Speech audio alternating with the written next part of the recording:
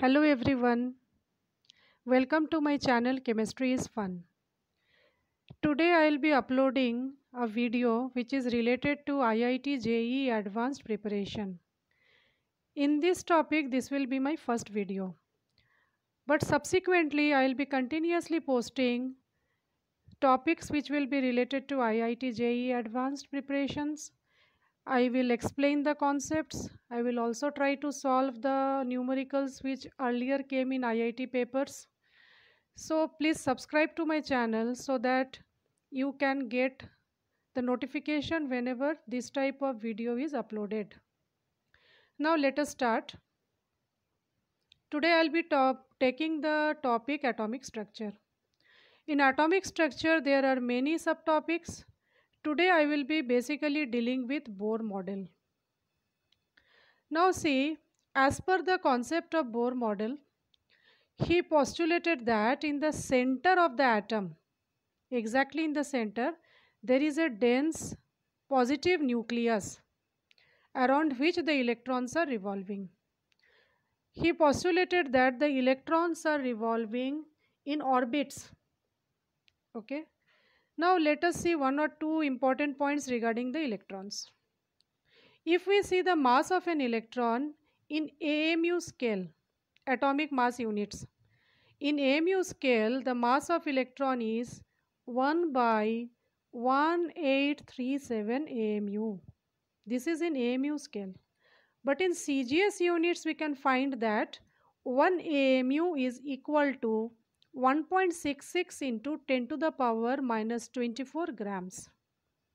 This is equivalence of 1 AMU. And mass of electron in AMU will be 1 by 1837 AMU. Now, what Bohr postulated about electrons is that if this is the atom, the central part is the nucleus. It is positively charged because of the presence of protons which are positive. Around the nucleus in definite orbits, the electrons will be revolving. And he also stated that when the electrons are revolving, they will not lose any energy. Normally, when it is revolving, energy loss is not there. But there will be definitely transfer of energy, that is, energy is absorbed or released in certain cases. Like when the electron is excited, excited means it is going from a normal ground state to higher orbit or from any level to higher level. When it is jumping, it will absorb some energy. And the opposite happens when it comes back to the lower orbit from a higher orbit, it will release energy. In these cases, this energy transfers we can see, but normally when it is revolving around the nucleus, there is no loss of energy.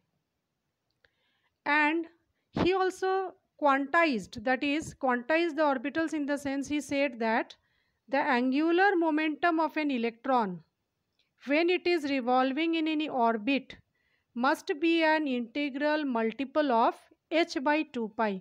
Now how it comes about, I'll just tell you.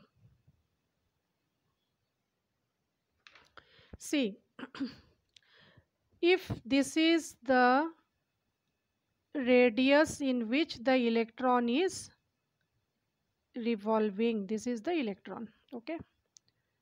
So the circumference, if this is the radius r, this circumference of the orbit, that is the path of the orbit, will be given by 2 pi r, okay.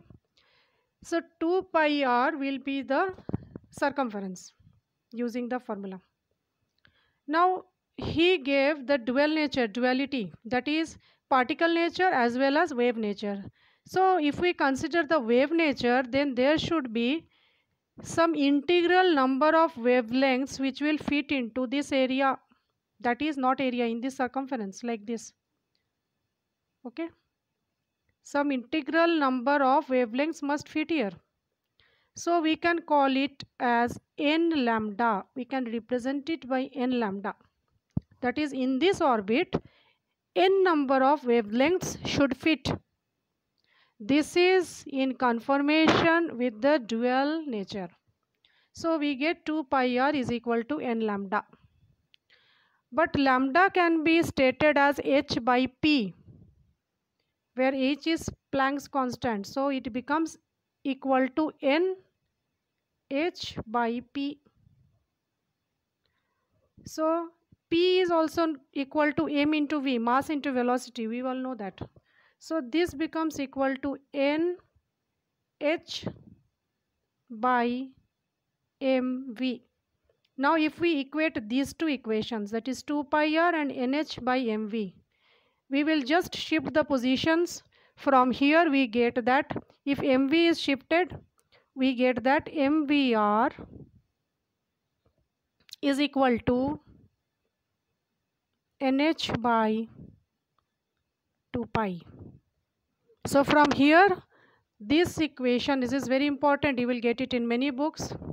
So students, one thing I request you, this full class I am taking is absolutely free, and slowly I will be dealing with so many concepts which will help you in preparation for IIT JEE Advanced. Hence, kindly subscribe to my channel so that you all will be benefited.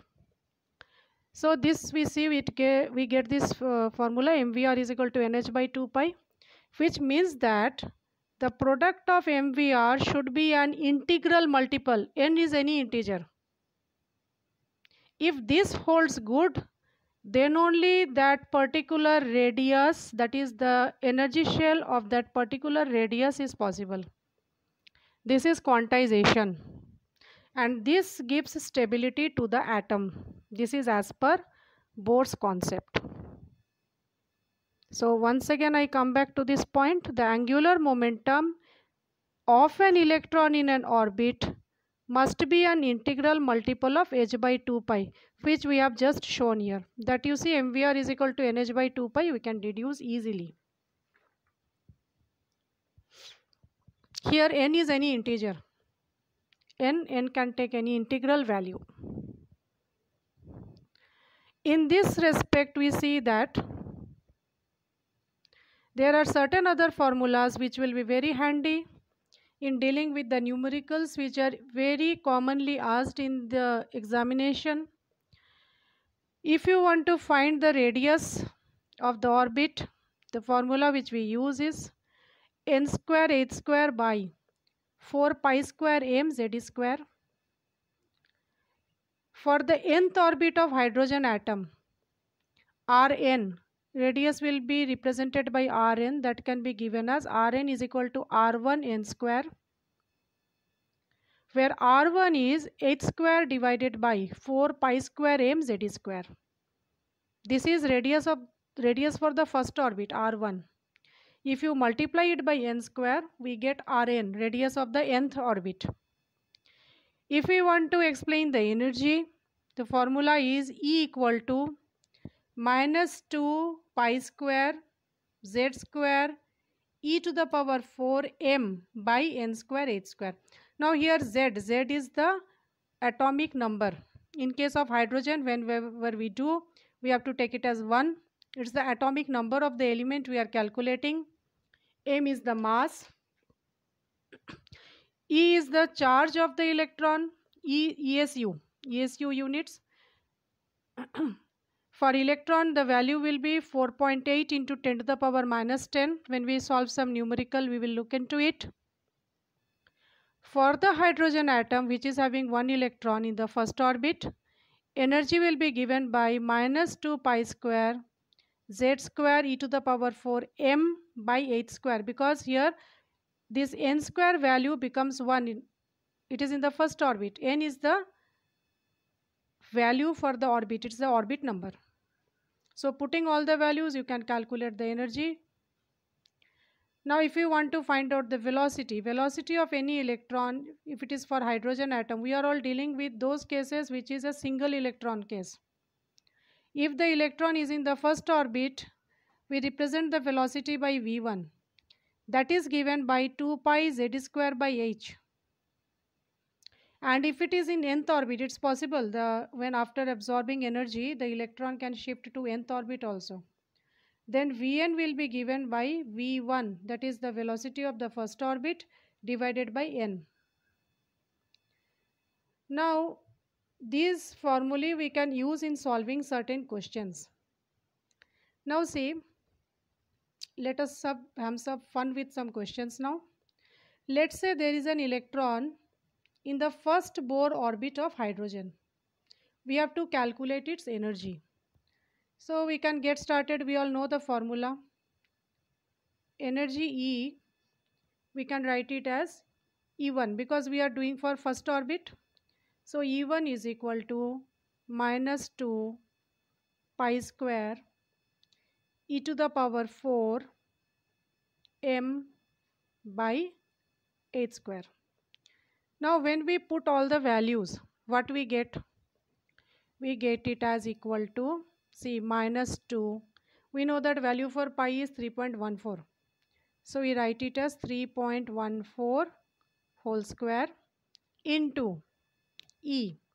Value is 4.8 into 10 to the power minus 10 raised to 4. Because you see here E is raised to 4 into, we are doing the numerical in CGS units, children. So we have to take the units and the magnitudes properly. So it will be 9 into 10 to the power minus 28. This is in grams actually, okay. Mass we have taken. This should be divided by 8 square. When we are using the CGS system, H will be 6.63 into 10 to the power minus 27. And we will square it. Now when we solve all these, okay, it comes around, first we will multiply like 2 into 3.14 into 3.14 into 4.18 to the power 4 into 9, because I'll solve 10 to the powers, we can solve separately. So this value comes to around 95256. If you multiply, you will get it. 95256.7, and the denominator, if you do 6.63 into 6.63, 43.95.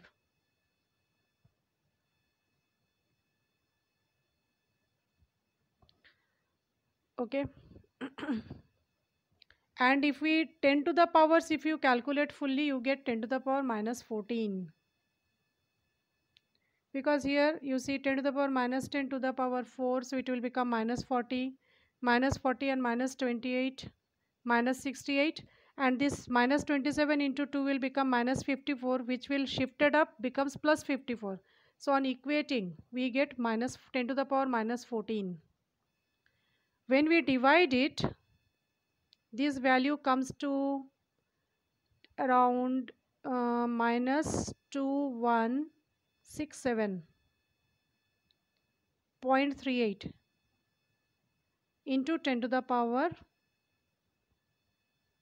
minus 14. If we shift the decimal places here, we can write it as minus 2.17. We can round it.